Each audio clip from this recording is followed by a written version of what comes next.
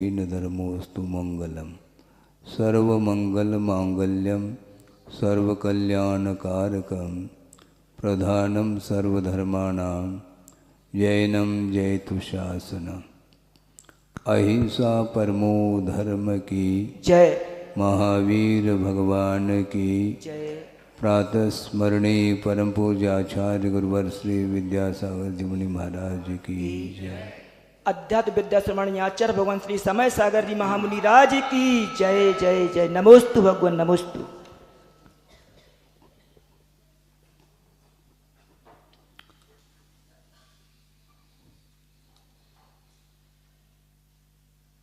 आचार्य महाराज ने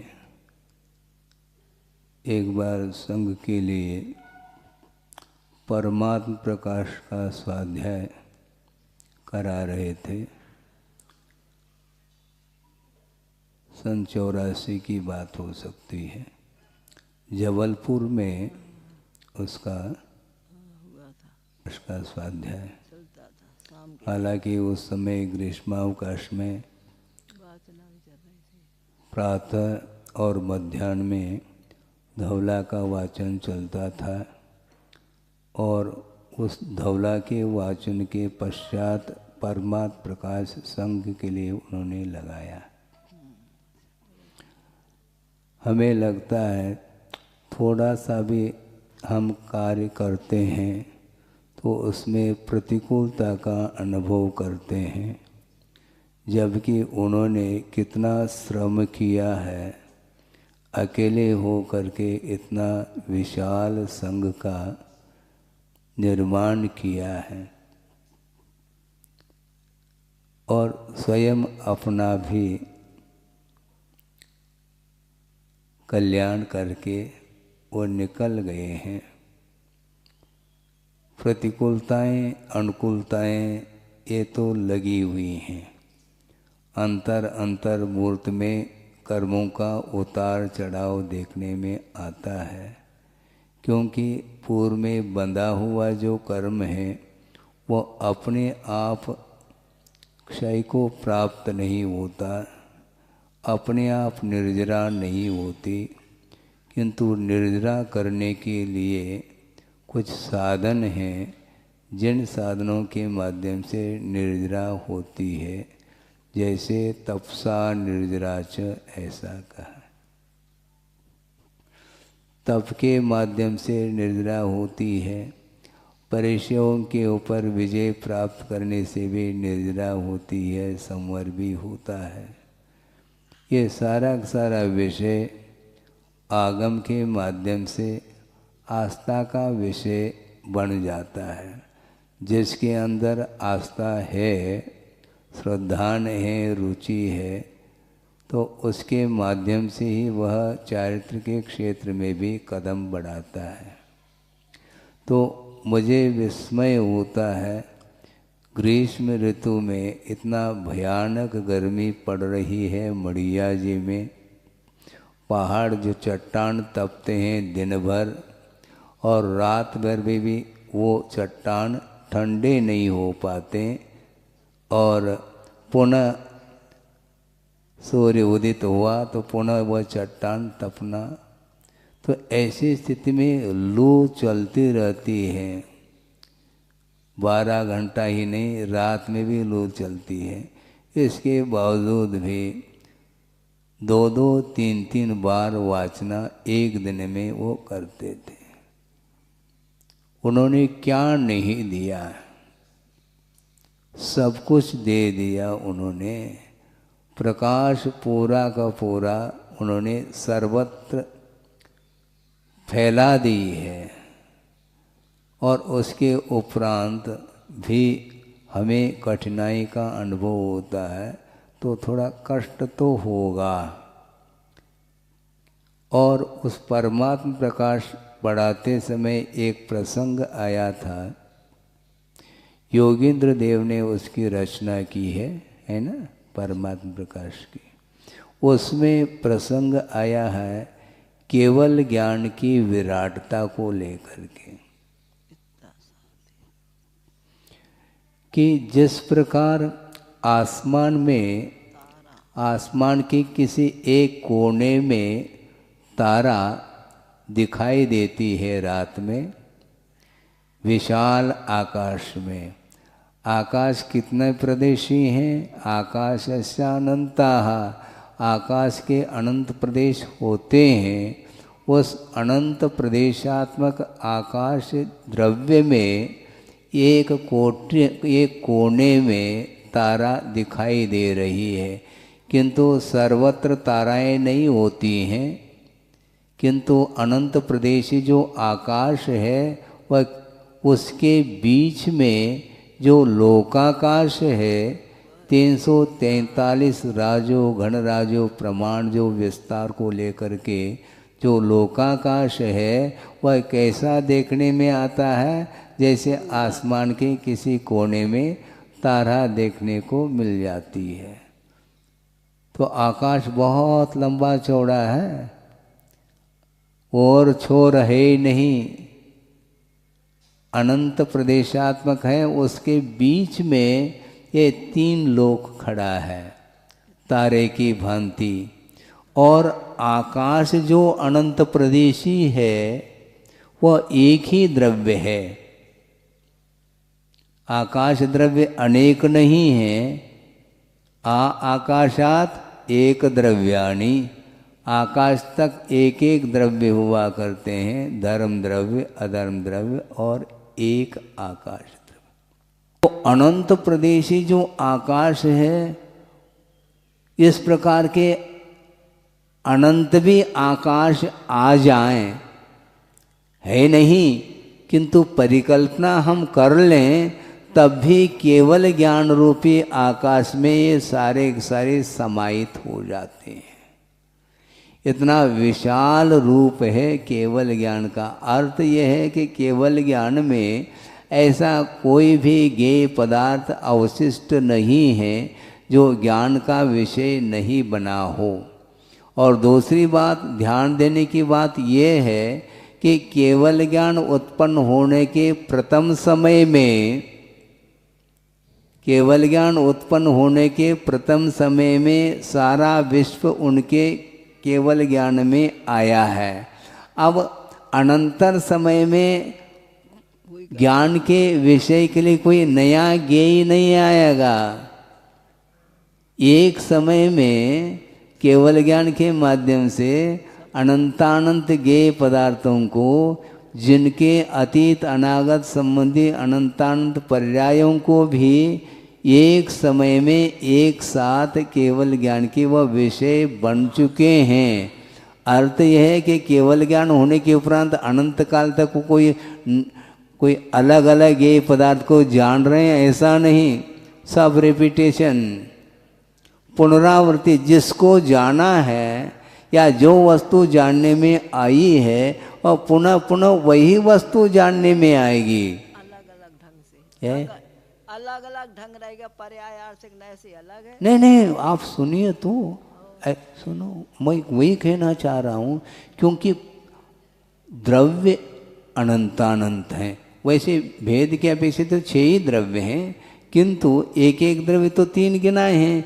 बाकी जी द्रव्य अनंतानंत है, उससे अनंतानंत पुद्गल द्रव्य है, असंख्यात कालानु हैं। इन सभी द्रव्यों को, अनंतानंत द्रव्यों को, उन अनंतानंत द्रव्यगत जो अनंतानंत गुण हैं उनको, और इन सभी के अतीत अनागत संबंधी पर्यायों को एक साथ उन्होंने ज्ञान का विषय बना लिया है। इसलिए कोई भी नया पदार्थ ज्ञान का विषय नहीं बन सकता, क्योंकि अनुत्पन्न जो पर्याय हैं उनको भी जान लिया है और उत्पन्न पर्यायों को भी उन्होंने जान लिया है, और वर्तमान जो पर्याय विद्यमान है उसको भी वो जान रहे हैं। इसलिए केवल ज्ञान के लिए कोई भी पर्याय अवशिष्ट नहीं रही है। इसको बोलते हैं केवल ज्ञान। इसलिए सर्वद्रव्य पर्यायेषु केवलस्य ऐसा कहा है। ये केवल ज्ञान की इतनी विराटता है। इसके उपरांत भी केवली भगवान इन समस्त पदार्थों को एक साथ जान रहे हैं, बल्कि जान नहीं रहे, जानने में आ रहे हैं।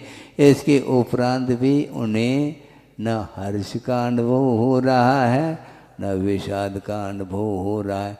कोई विकल्प नहीं उन्हें। क्यों? विकल्प जितने भी उठते हैं वो मोहजन्य विकल्प माने जाते हैं। जब तक मोहनी कर्म का उदय रहेगा तो विकल्प से आप दूर नहीं रह पाओगे। किंतु आचार्यों का ये कहना है कि बुद्धिपूर्वक हमें विकल्प नहीं करना चाहिए। उपयोग जाता है तो विकल्प उत्पन्न होते हैं, और विकल्प उपयोग जा क्यों रहा है? मोह के कारण जा रहा है। मोह के साथ वह उपयोग अपना काम कर रहा है। अर्थ ये हुआ, जब तक आपका उपयोग मोह से प्रभावित रहेगा तब तक आप कहीं भी बैठो, ताले में बंद होकर के भी बैठोगे तो भी विकल्प से आप मुक्त नहीं हो पाएंगे। इसलिए फिर भी पुरुषार्थ के माध्यम से बार बार जो उपयोग बाहर जा रहा है उसको भीतर ले आने के लिए पुरुषार्थ आपको करना चाहिए। मान लो आपने यूं साइड में देख लिया, ठीक है, उधर देखने के लिए आज्ञा किस लिए दी? भगवान ने। भगवान ने तो दी नहीं। किसने आज्ञा दी मुझे बताओ? स्वयं ने ही आज्ञा दी। स्वयं में ही विकल्प हुआ कि उस ओर देखना है, और देख लेते हैं। मान लो कुछ ऐसे उपयोग को प्रभावित करने वाली कोई वस्तु, कोई विषय देखने को मिला तो विकल्प माथा दर्द करने लगा। तो हम स्वयं मोल ले रहे हैं विकल्पों को। देखो नहीं, कहीं देखना है तो इर्याद समिति के समय पर देख करके चलने के लिए कहा। अन्य समय में किसी भी वस्तु को देखने के लिए कहा ही नहीं। तो हम देख क्यों रहे हैं? हम सुन क्यों रहे हैं? सुनते हैं तो उपयोग उधर जाता है। मान लो शांत बैठ गए, पक्षी की आवाज आने लगी, तो आएगी तो सही। तो कान बंद कर दें क्या? कान तो बंद नहीं कर सकते, क्योंकि यह भी संकल्प हमारा है क्या? 5 महाव्रतों का पालन करना है। तो कर्णेंद्रिय के ऊपर विजय भी तो प्रारंभ करो। कर्णेंद्रिय की विजय कौन करने वाला? कर्णेंद्रिय के ऊपर विजय कौन करने वाला? हमें करना है। तो कोई भी शब्द कान में आ सकती हैं, तो उसको लेकर के किसी भी प्रकार से विकल्प नहीं उठना चाहिए। यह साधना इसी को बोलते हैं। बार बार बार बार उधर देखते हैं तो विकल्प होता है, इधर देखते हैं तो विकल्प होता है। ये विकल्प हो क्यों रहा है? ज्ञेय पदार्थ से विकल्प नहीं होता, किंतु मोह के साथ यदि हम जानते हैं तो विकल्प हुए बिना रहेगा नहीं। इसलिए सर्वम निराकृत्य विकल्प जालम कहा। किंतु कौन से विकल्प? संसार कांतार निपात हेतुम कहा। संसार रूपी वन में गिराने में जो कारणभूत विकल्प हैं, उन विकल्पों को, उन समस्त विकल्पों से ऊपर उठने के लिए कहा। सत विकल्पों से ऊपर उठने के लिए नहीं कहा, क्योंकि सत विकल्प के माध्यम से दुर्गति नहीं होती, सद्गति होती है। सत विकल्प क्या है? दूसरे के हित के बारे में चिंतन करना, दूसरे के हित के विषय में उपदेश आदि के माध्यम से उसको सहयोग देना, ये सारे सारे सत विकल्प के अंतर्गत आते हैं। इनको लेकर के कभी भी विकल्प नहीं होते हैं, वह असत विकल्प नहीं है। मैं बहुत अच्छा विषय दे रहा हूँ, हालांकि उस विषय से भी आप परिचित हैं, किंतु उपयोग वर्तमान में उस ओर नहीं जाने के कारण वह हमें विषय ज्ञात नहीं हो पाता। हम सम्यक दर्शन को प्राप्त कराना चाहते हैं, ठीक है? किसके माध्यम से? धर्म श्रवण के द्वारा। ठीक है। जिसको सम्यक दर्शन प्राप्त कराया जा रहा है वो कौन है? सम्यक दृष्टि।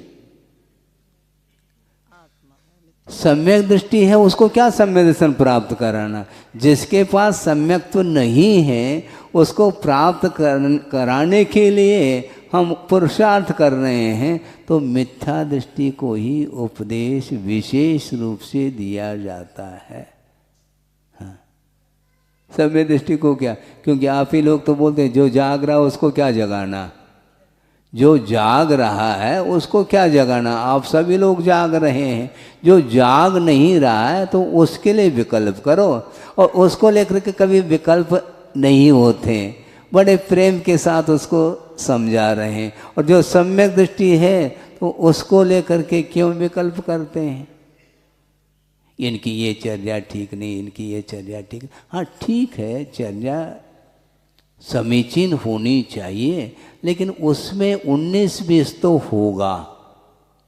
कभी भी इक्वलिटी नहीं आ सकती। अविरत सम्यक दृष्टि है तो उसके भी स्तर हैं, असंख्यात लोक प्रमाण स्तर हैं। देशवृत्ति पंचम गुण स्थान वृत्ति है तो उसके भी स्तर हैं, महावृत्ति है तो उसके भी स्तर हैं, ये रहेंगे स्तर है। जब असंख्यात लोक प्रमाण ये भेदोभेद भावों के अपेक्षा से हैं तो हमें विकल्प नहीं करना। सत विकल्प करो, इसका भी कल्याण हो, इसका भी कल्याण। क्योंकि मैं उस विषय को रखना चाहता हूँ, जब मेरा ही कल्याण अभी तक नहीं हुआ तो दूसरे को लेकर के चिड़चिड़ी क्यों है? दूसरे को लेकर के चिड़चिड़ाहट क्यों है? हमारा भी तो नहीं हुआ। हमारे पास यह था क्या चरित्र है क्या? बोलो, नहीं है ना, तो फिर क्या? यथा क्या चरित्र के जो धारी हैं वो क्या सोचते होंगे हम लोगों को देख करके? वो कभी हम लोगों को विषय ही नहीं बनाते। आ जाएंगे वो सत विकल्प में आ जाएंगे तो कम से कम उनका गुणस्थान नीचे आ जाएगा, छठा सातवां झूलने लग जाएंगे और शुक्ल ज्ञान से वो नीचे आ जाएंगे, तो केवल ज्ञान प्राप्त नहीं कर पाएंगे। केवल ज्ञान को प्राप्त करने का लक्ष्य था उनका, और मैं किस गुणस्थान में हूँ ये तक उन्हें विकल्प नहीं आता। आ जाए तो निश्चित रूप से गाड़ी रिवर्स होगी। तो वो क्या सोचते हैं? वो सोचते नहीं हैं, क्योंकि संसार में ऐसे जीव रहेंगे। कल भी यही बात कही थी कि नाना जीव के अपेक्षा से कभी भी संसार का अंत होना ही नहीं है। हमने एक का कल्याण कर दिया, 2 का कल्याण कर लिया, 10 का कल्याण कर लिया, हजारों का कल्याण कर लिया, इसके बाद भी अनंत की संख्या बनी है। हम थक जाएंगे। इसलिए जम सक्कई कहा है, इसको भूलना नहीं चाहिए। यदि आप तनाव से मुक्त होना चाहते हैं तो जम सक्कई, जितना हम शक्य हैं उतना हम कर सकते हैं, बाकी हमारा वह विषय नहीं है, इतना ही हम कर सकते हैं। इसी को शक्य का अनुष्ठान बोला है। इसलिए दूसरे की प्रवृत्ति को देकर के झुंझलाहट आदि की जो आ जाता वह नहीं आना चाहिए, क्योंकि हम कई गुने आगे पहुंचे हुए साधक हैं। वो क्या सोचते होंगे हमारे बारे में? देखो अभी भी वही घूम रहा है, ये जहाँ था अभी भी वहीं पर है, जिस कक्षा में था उसी कक्षा में अभी घूम रहा है। लेकिन वो जानते हैं कि ये इसी प्रकार होगा। शक्ति के अनुरूप ही योग्यता के अनुरूप विकास होता है। इसे जितनी योग्यता है उतना आप करिए, बाकी जो समय समय पर विकास और होगा। हम कभी भी तनाव लेंगे, आकुलता करेंगे तो हमारा विकास हो जाएगा, ये धारणा निकाल दीजिए आप। नहीं होगा। सहज गति से चलना है हमें, कोई उसमें तनाव नहीं है। स्वयं का भी कल्याण करना। गुरुदेव ने एक बार ये भी कहा था, पुरुषार्थ की भी आखिर कोई सीमा होती है। क्या सुन रहे हैं? सुन रहे हैं? पुरुषार्थ की भी एक सीमा होती है। वो सीमा तक ही भी पुरुषार्थ कर सकते हैं, दूसरे के लिए सीमा तक ही कर सकते हैं, सीमातीत संभव नहीं। उतनी ही कैपेसिटी है, उतना ही सामर्थ्य है, तो जितना है उतना करो। नहीं है तो निश्चित रूप से आप इतने विकल्प में उलझ जाएंगे, उसको निकालने वाला निकाल ही नहीं सकता। हाँ, तो केवल ज्ञान होने के उपरांत पूरा विश्व तैर रहा है उनके केवल ज्ञान में, इसके बावजूद भी न हर्ष है न विकास। पूरा स्वर्गीय दृश्य देख रहा केवल ज्ञानी, उनके केवल ज्ञान में पूरा स्वर्गीय दृश्य आया है। असंख्यात देव और देवियां जहाँ पर नृत्य गान कर रही हैं, उसके बाद भी उस ओर उनका उपयोग नहीं। क्यों? निजानंद रसलीन कट कर दिया उन्होंने, उधर नहीं जा। केवल ज्ञान को प्राप्त करने के लिए ये कभी भी विकल्प नहीं करना मन में, मैं केवल ज्ञान प्राप्त कर लूं ताकि हमेशा वह तीन लोक का दृश्य देखता रहूं, राग का दृश्य। गलत बात, उसको केवल ज्ञान होना ही नहीं है, उसको होगा ही नहीं केवल ज्ञान, पक्की बात है। इसलिए निजानंद रसलीन कहा है, तो अपने को इधर उधर क्यों देखना है? इधर उधर उपयोग यदि जा रहा है तो हम ले जा रहे हैं, उसमें दूसरे का कोई भी हाथ नहीं। कल भी हमने कहा था, किसी ने आपको कहा कि मेरी ओर देखो, नहीं, हम देख रहे हैं ना। और देख रहे हैं तो अच्छा दृश्य भी देखने को आ सकता है और खराब दृश्य भी देखने को आ सकता है, तो विकल्प करते रहो। और नहीं देखेंगे तो ना हर्ष का अनुभव होगा, न विषाद का अनुभव होगा, कुछ होगा ही नहीं है। तो कुल मिला करके हमें आत्मकल्याण स्वयं को पहला करना है, और उसमें भी निरंतर जो है पुरुषार्थ करते रहें। जितना बनता है उतना पुरुषार्थ करें। हे भगवान, आप कैसे पार हो गए, हम पार नहीं हो पा रहे हैं, ऐसे शक्ति देव। वो शक्ति देंगे, उन्हें जो शक्ति मिली है वो कर्म के क्षय के माध्यम से मिली है। अंतराय कर्म का क्षय करो ना, अंतराय कर्म का बंद क्यों कर रहे हो? दूसरे को देख करके ईर्ष्या इत्यादि के माध्यम से वह कर्म का बंद करता है। दूसरे के कार्य में व्यवधान उपस्थित करके अंतराय कर्म का बंद करता है। और हमारे लिए भगवान ऐसी कोई शक्ति दे दो इस संसार से हम पार हो सके। बंद क्यों किया तुमने? अंतराय कर्म का क्षय करो। हाथ क्यों जोड़ रहे हो? हाथ जोड़ने की आवश्यकता नहीं, अंतराय कर्म का क्षय करो जिसमें सार है। वो तो हम करेंगे नहीं और व्यवधान और उपस्थित होता चला जाता है। इसलिए मोहनी कर्म को ही हमें नष्ट करना है। बहुत यह मोहनी कर्म के पास ऐसी शक्ति है जिसकी शक्ति के सामने केवल ज्ञान की भी शक्ति फीकी पड़ रही है। क्योंकि केवल ज्ञान प्रकट नहीं हुआ है, उसको उसने दबा रखा है, ऊपर आ नहीं पा रहा है वो।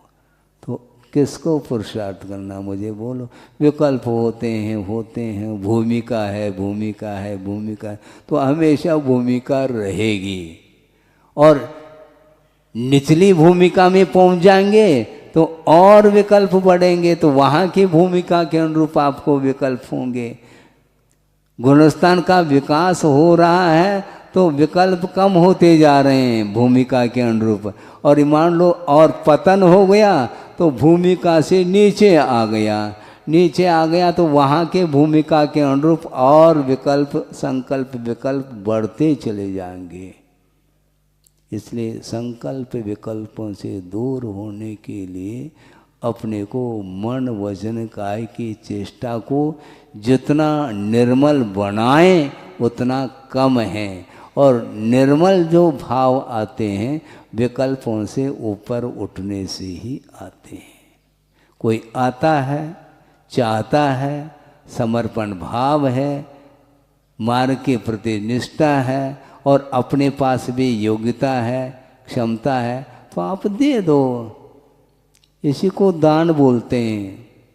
अनुग्रहार्थम कहा, अनुग्रह का भाव रख करके करो, आग्रह मत करो। जहाँ पर आग्रह है वहाँ पर संघर्ष है, ये क्लियर कट है, इसमें कोई संदेह नहीं।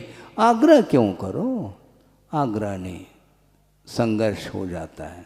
अनुग्रह करो।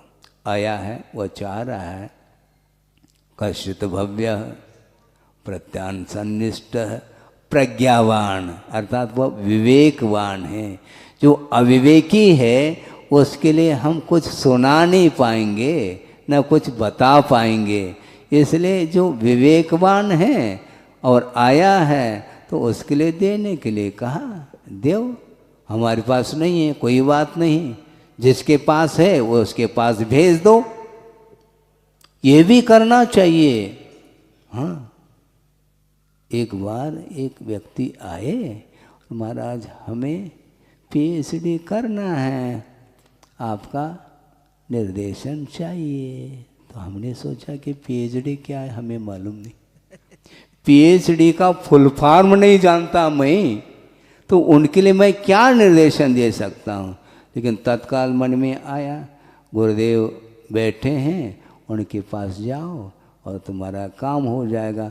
महाराज वहाँ पर भीड़ है, व्यस्तता है और वो समय नहीं दे पाएंगे और उनके पास जा कर के हम बोल भी नहीं पाएंगे, तो मैं क्या करूं, ऐसा उन्होंने कहा। तो ठीक है। और एक महाराज हैं अपने संघ में, अपने अर्थात आचार्य महाराज के संघ में, तो उनके पास पहुंचो, वो सब आपको बता देंगे। और वहाँ गए और उनको पूरा मिल गया निर्देशन और पीएचडी वो कर ली उन्होंने। तो ये अपनाना चाहिए। स्वामित्व तो छोड़ो, कल्याण दूसरे का करना चाहते हैं, जितनी क्षमता है उतना करो, और नहीं है तो जिसके पास क्षमता सामर्थ्य है उनके पास भेजना ही चाहिए।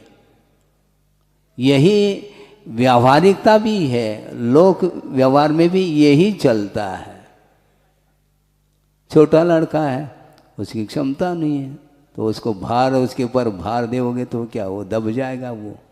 और 40 साल का है मान लो, क्षमता है, तो उसके हाथ में चाबी भी दिया जा सकता है। हाँ, क्यों नहीं दिया जा सकता?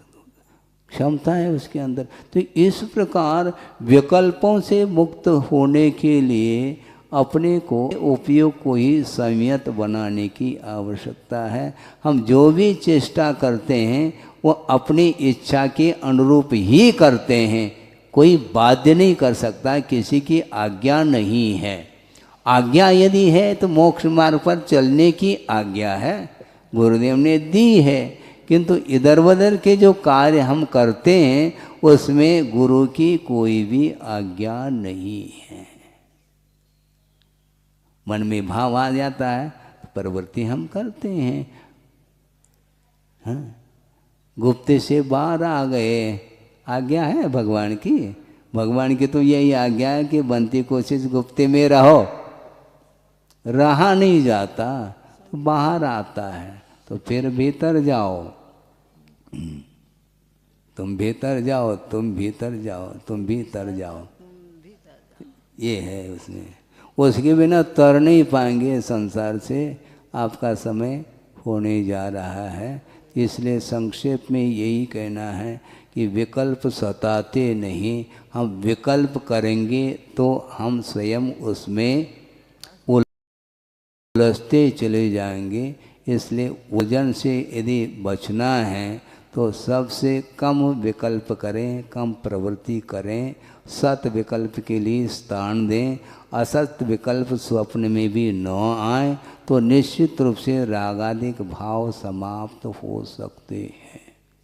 रागादिक भाव हो रहे हैं वो ठीक नहीं, उसके माध्यम से ही संसार का विकास होता है। बार बार